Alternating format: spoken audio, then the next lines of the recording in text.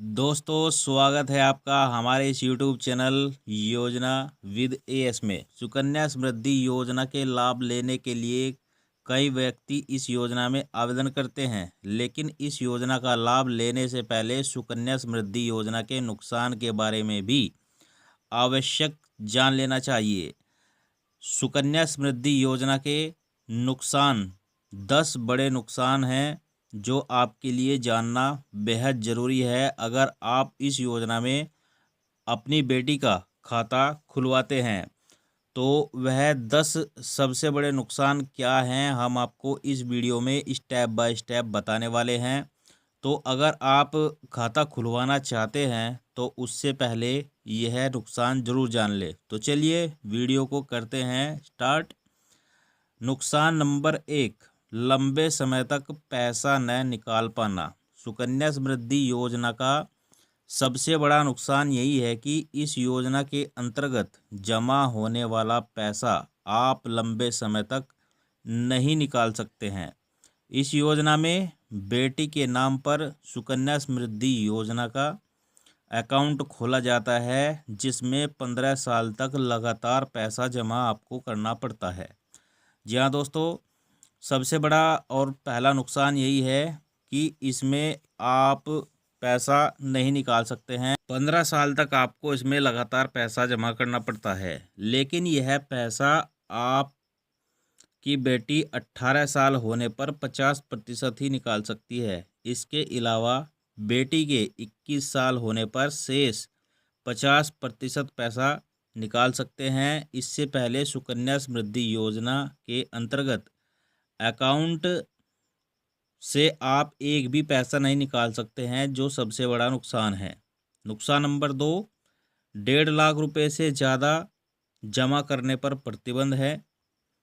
सुकन्या समृद्धि योजना का दूसरा नुकसान यह है कि आप इस योजना के अंतर्गत अधिक पैसा जमा नहीं कर सकते हैं। सुकन्या समृद्धि योजना अकाउंट में प्रतिवर्ष 250 से लेकर के 1.5 लाख रुपए तक जमा किया जा सकता है।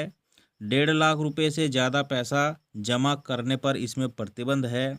अगर कोई परिवार आर्थिक रूप से संपन्न है और ज़्यादा अमीर है तो भी वह 1.5 लाख रुपए से ज़्यादा जमा नहीं कर सकता।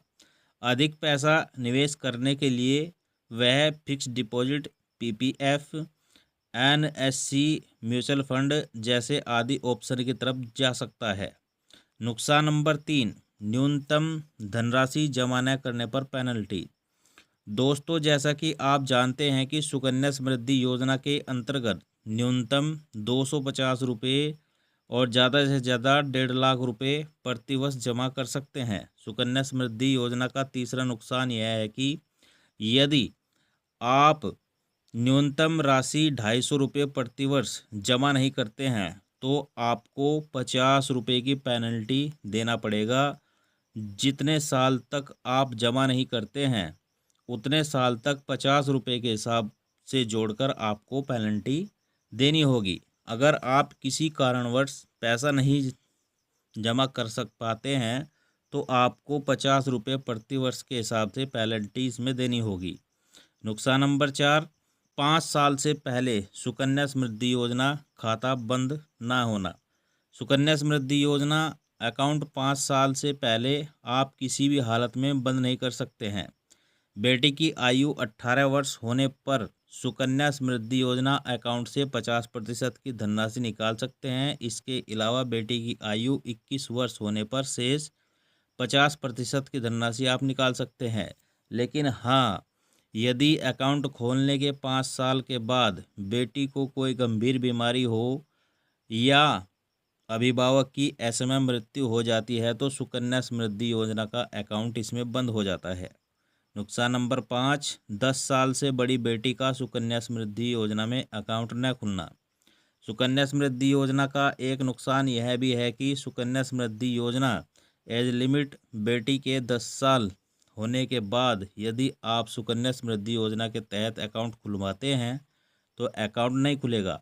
इसके अलावा यदि आपने पहले से 2 बेटियों का सुकन्या समृद्धि योजना में खाता खुलवा लिया है तो तीसरी बेटी का सुकन्या समृद्धि योजना में अकाउंट नहीं खोला जाएगा। इसलिए बेटी के 10 साल होने से पहले सुकन्या समृद्धि योजना के तहत अकाउंट खुलवा लेना चाहिए।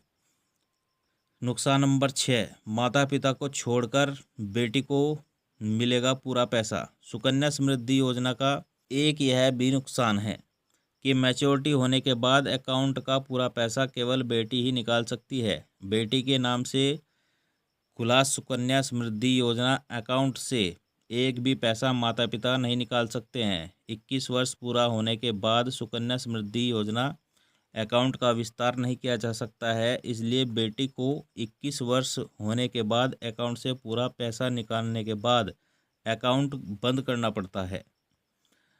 नुकसान नंबर 7, ब्याज दर इसमें बदलते रहते हैं। सुकन्या समृद्धि योजना के तहत मिलने वाला ब्याज दर निर्धारित नहीं रहता है। यह प्रत्येक तिमाही में RBI के दिशा निर्देशों के अनुसार बदलता रहता है। वर्तमान समय में सुकन्या समृद्धि योजना के तहत मिलने वाला ब्याज 7.60% है। जी हाँ दोस्तों, इसका जो ब्याज है वह हर तिमाही में बदलता रहता है। नुकसान नंबर 8, तीसरी लड़की का सुकन्या समृद्धि योजना में अकाउंट न खुलना। सुकन्या समृद्धि योजना का नियम शर्त के अनुसार एक शर्त यह भी है कि किसी भी गरीब परिवार के केवल 2 बेटी यानी कि 2 लड़कियां ही सुकन्या समृद्धि योजना का लाभ उठा सकती हैं।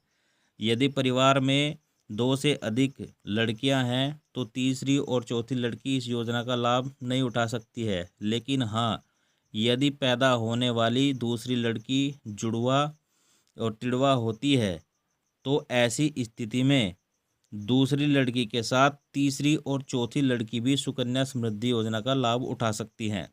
जी हाँ दोस्तों, अगर 2 बेटी पैदा होने के बाद जो तीसरी बेटी है वह जुड़वा या तिड़वा पैदा होती है तो वह इसका लाभ उठा सकती है। नुकसान नंबर 9, सगे संबंधियों को खाता खुलवाने की अनुमति नहीं है। किसी भी लड़की का सुकन्या समृद्धि योजना अकाउंट सिर्फ उसके माता पिता ही खुलवा सकते हैं। हालांकि कानूनी प्रक्रिया से लड़की को गोद लेने वाले अभिभावक भी सुकन्या समृद्धि योजना के तहत अकाउंट खुलवा सकते हैं, जबकि सगे संबंधी नाना नानी, भाई बहन, मौसा मौसी, दादा दादी सुकन्या समृद्धि योजना अकाउंट नहीं खुलवा सकते हैं। यदि लड़की के माता पिता की मृत्यु हो गई है तो ऐसी स्थिति में कानूनी प्रक्रिया के अंतर्गत लड़की को गोद लेने वाले अभिभावक लड़की का सुकन्या समृद्धि योजना में अकाउंट खुलवा सकते हैं। नुकसान नंबर 10, सुकन्या समृद्धि योजना अकाउंट के विस्तार की अनुमति नहीं है। जैसा कि आप जानते हैं कि सुकन्या समृद्धि योजना की 21 साल की मैच्योरिटी की अवधि होती है, यानी लड़की की उम्र 21 वर्ष होने के बाद सुकन्या समृद्धि अकाउंट को और आगे कुछ सालों तक बढ़ाया नहीं जा सकता है। आपको उस समय पैसे की ज़रूरत हो या न हो, लेकिन 21 वर्ष पूरा होने के बाद सुकन्या समृद्धि अकाउंट से पैसा निकालने के बाद अकाउंट बंद करना पड़ता है। तो दोस्तों, अगर आप सुकन्या समृद्धि योजना में अकाउंट खुलवाना चाहते हैं अपनी बेटी का, तो सबसे पहले यह 10 बड़े नुकसान आपको जान लेना चाहिए। और हमने आपको इस वीडियो के अंदर बता दिया है कि सुकन्या समृद्धि योजना में अकाउंट खुलवाने के 10 सबसे बड़े नुकसान क्या हैं। वीडियो अगर आपको अच्छा लगा हो तो एक लाइक शेयर कमेंट ज़रूर कर दीजिएगा और चैनल पर नए हैं तो सब्सक्राइब भी ज़रूर करिएगा।